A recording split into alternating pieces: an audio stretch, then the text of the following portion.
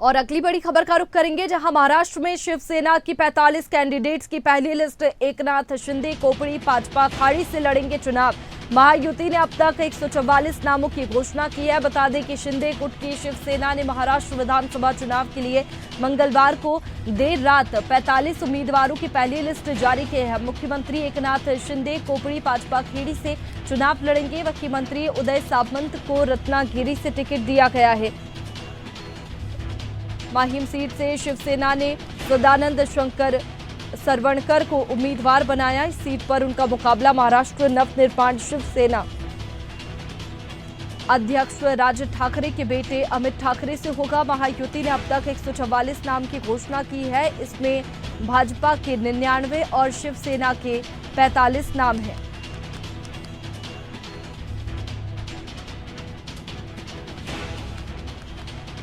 तो देखिए, महाराष्ट्र में शिवसेना की 45 कैंडिडेट्स की पहली लिस्ट जारी हो चुकी है। एकनाथ शिंदे कोपड़ी भाजपा अखाड़ी से चुनाव लड़ेंगे। तो देखिए, 45 कैंडिडेट्स की पहली लिस्ट शिवसेना की जारी हो चुकी है। और चलिए, इसी पर ज्यादा जानकारी के साथ पॉलिटिकल एडिटर ब्रजेश जैन हमारे साथ में जुड़े हुए हैं। ब्रजेश, ये जिस तरीके से चुनाव की तैयारियां जोरों से चल रही है महाराष्ट्र में, और ऐसे में काफी सियासत भी देखने को मिल रही है। फिलहाल बात करें तो शिवसेना ने 45 कैंडिडेट्स की पहली लिस्ट निकाली है। क्या वर्गों के आधार पर कैंडिडेट्स उतारे गए हैं? कैसा समीकरण बैठाया गया है? बिल्कुल, देखिए, बीजेपी और सहयोगी महायुति संगठन ने सीट शेयरिंग का जो फॉर्मूला था उसके तहत अपने कैंडिडेट उतारने शुरू कर दिए हैं। और वैष्णवी सीट शेयरिंग की अगर बात करें तो 288 सीटों में बीजेपी 156 और शिंदे शिवसेना के खाते में 78 सीटें और एनसीपी को 53 सीटें जो है वो दी गई थी, जिन पर अब उम्मीदवार उतारने का काम जो है वो लगातार जारी है। बीजेपी पहले से ही अपने 99 उम्मीदवारों को उतार चुकी है। शिंदे गुट 45 नाम जो है वो उनका ऐलान कर चुका है और 45 कैंडिडेट की पहली लिस्ट जो है वो महाराष्ट्र में शिवसेना ने घोषणा उसकी की है। मुख्यमंत्री की अगर बात करें तो एकनाथ शिंदे कोपड़ी से चुनाव लड़ते हुए नजर आएंगे। उन्होंने कोपड़ी से टिकट दिया गया है।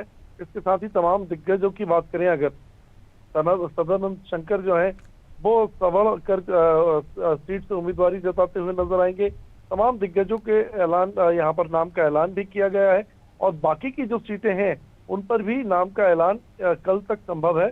बाकी की अभी जो सीटें बाकी हैं उनमें तीनों ही पार्टियों की कुछ सीटें हैं जिन पर लगातार मंथन चल रहा है और टिकट के ऐलान का जो प्रक्रिया है वो चल रही है। एक आध दिन में मुझे लगता है कि उसका भी ऐलान जो बाकी सीटों का है वो भी हो जाएगा।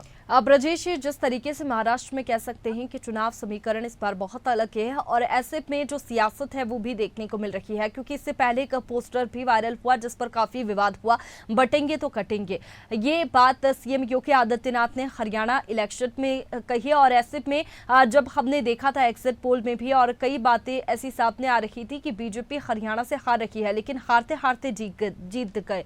और महाराष्ट्र की अगर बात करें तो महाराष्ट्र में भी अब यही पोस्टर देखा गया है, बटेंगे तो कटेंगे। और ऐसे में इसी को लेकर के, इस पोस्टर को लेकर के काफी विवाद देखा जा रहा है। तो क्या लगता है, ये वाली जो बात सीएम योगी आदित्यनाथ ने हरियाणा में की थी और हरियाणा में बीजेपी जीती, तो महाराष्ट्र में भी इसका प्रभाव? बिल्कुल, देखिए, हरियाणा में काफी हिट फॉर्मूला साबित रहा है बीजेपी का, बटोगे तो कटोगे। योगी आदित्यनाथ ने चुनावी सभा में कहा था कि बटोगे तो कटोगे। हिंदुओं को कहीं ना कहीं वो एक सीख नसीहत समझाइश देते हुए नजर आए थे। कांग्रेस ने इसकी चुनाव आयोग में शिकायत भी की थी कि ये इस तरीके के धार्मिक या भड़काऊ बयान देकर जो है वोट लेना चाहती है बीजेपी। लेकिन इसके बावजूद जनता ने इस फॉर्मूले पर, इस बयान पर भरोसा जताया, एतबार जताया, और यही वजह थी कि बीजेपी जो है हरियाणा में बम्पर सीटों से जीती। महाराष्ट्र में चूंकि हिंदुत्व का मुद्दा पहले से चलता है, शिवसेना 2 गुटों में बंट चुकी है। एक गुट कांग्रेस के साथ है, एक बीजेपी के साथ है। ऐसे में ये जरूरी हो जाता है बीजेपी के लिए कि सही हिंदूवादी पार्टी कौन है, कौन हिंदुओं का हित चाहती है। और यही वजह है कि ये जताने के लिए जो है इस तरीके की बयानबाजी की जा रही है। हालांकि जो शिवसेना कांग्रेस के साथ है वो भी अपने आप को हिंदू हितैषी बता रही है। तमाम पोस्टर उसने भी लगाए हैं। लेकिन जनता किसका एतबार करेगी और क्या हिंदुत्व का मुद्दा महाराष्ट्र में एक बार फिर चलेगा, ये देखने वाली बात होगी। चलिए ब्रजेश जी, बहुत शुक्रिया आपका तमाम जानकारी के लिए। तो देखिए, 45 कैंडिडेट्स की अपनी पहली सूची जो जारी कर दी है, 45 कैंडिडेट्स के नाम सामने आए हैं।